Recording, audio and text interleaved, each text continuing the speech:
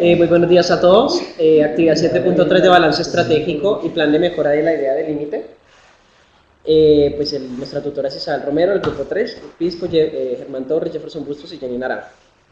Bueno, pues en base con los análisis hechos de los datos en la actividad 7.1 y 7.2, pues tenemos como objetivo pues, mostrar cuáles son las dimensiones en el balance estratégico como debilidad de fortalezas, amenazas y oportunidades, y de acuerdo a ello hacer una propuesta de mejora.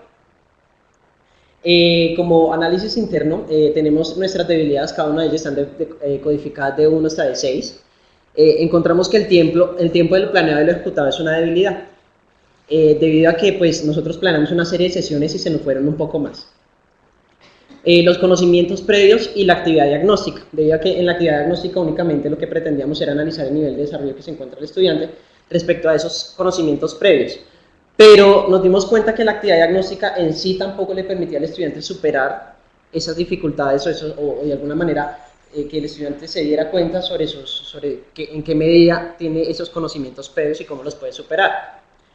La forma del uso de los recursos, entonces había muchos chicos que no sabían utilizar GeoGebra, no lograban utilizar muy bien Excel. La cantidad de materiales y recursos versus el tiempo, entonces para una sesión perfectamente teníamos 4 o 3 recursos para desarrollar la tarea, pero digamos como que no daba el tiempo para que el estudiante lograra manipular toda esa cantidad de recursos en una sola sesión.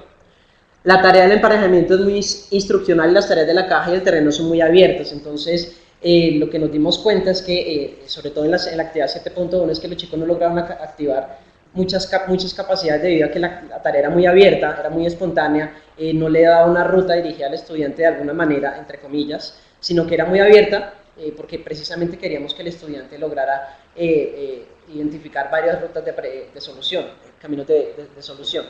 Es decir, las situaciones y los contextos propuestos en el examen final no se articulan con las tareas en la unidad didáctica, entonces ese fue un error. Cuando hicimos el contraste tanto en las tareas como en los resultados del examen final, nos dimos cuenta pues que variaban de alguna otra manera y ello debido a que no preparamos muy bien el examen final, debido a que no respondían a las situaciones y contextos que se encontraban en el examen en las tareas.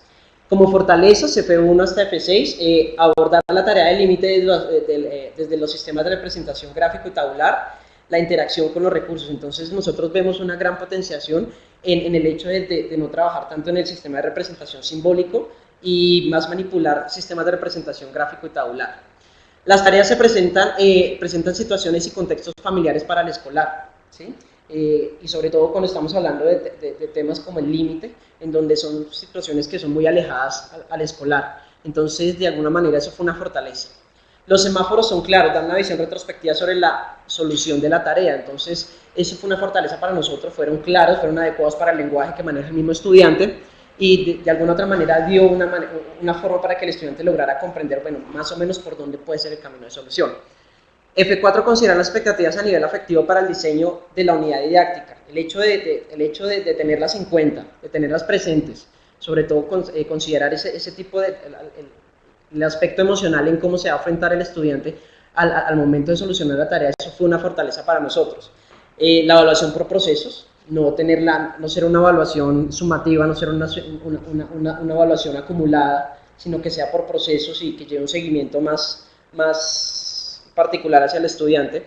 Y la participación y la interacción en grupo. La participación y la interacción en grupo es clave en esto porque si el estudiante no hubiera aprendido siendo con otros, interactuando con el otro, con su compañero y con la par y con el docente.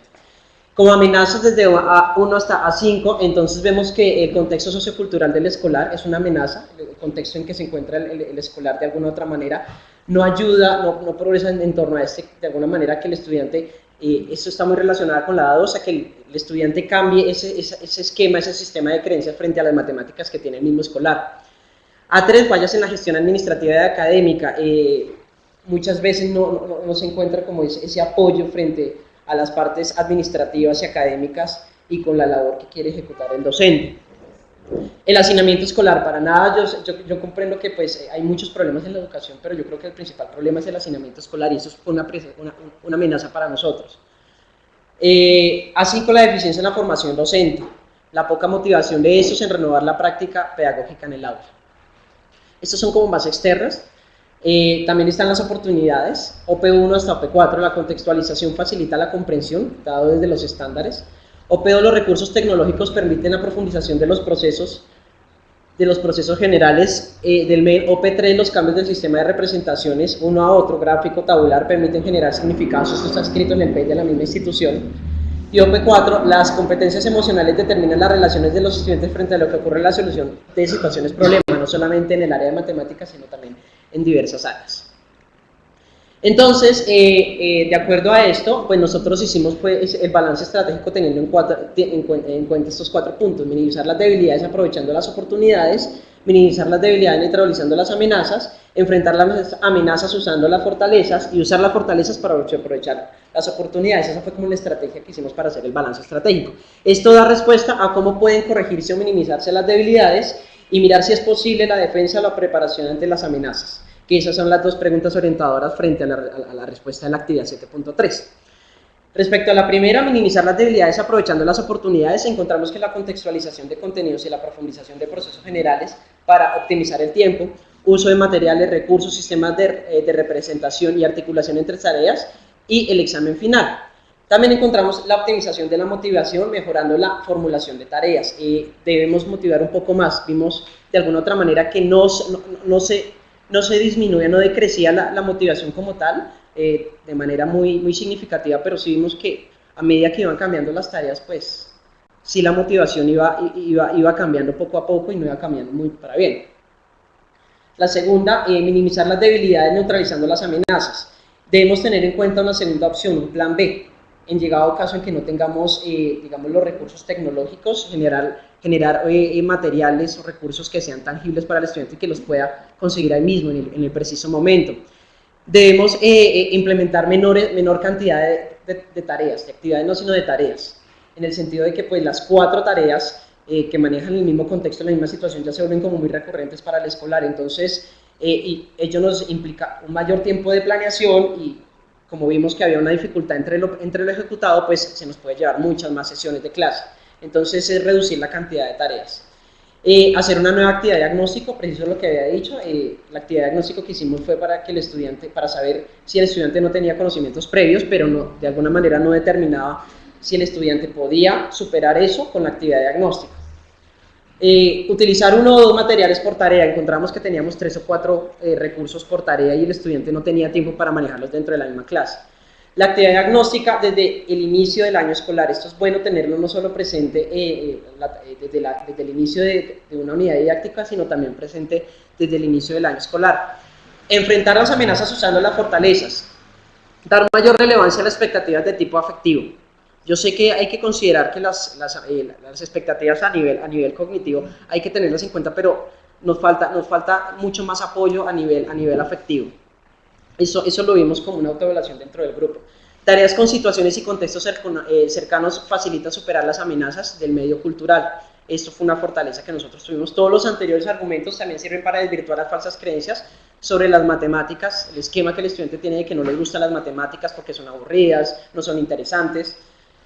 Una planeación flexible en argumentada posibilita dar respuestas a las amenazas de tipo administrativo y motivacional. Usar las fortalezas para aprovechar las oportunidades. Entonces, vemos que el cambio de sistemas de representación optimiza el alcance de los objetivos de aprendizaje. Entonces, cambiar del gráfico al tabular y que también de alguna manera se potencia el simbólico, eso potencia que el estudiante logra cumplir esos objetivos de aprendizaje. La evaluación formativa es aprovechada para mejorar la calidad educativa. Entonces, si hacemos esa evaluación por procesos, de alguna manera estamos cumpliendo con esos grandes objetivos que están puestos respecto a la calidad educativa que tanto menciona el Ministerio.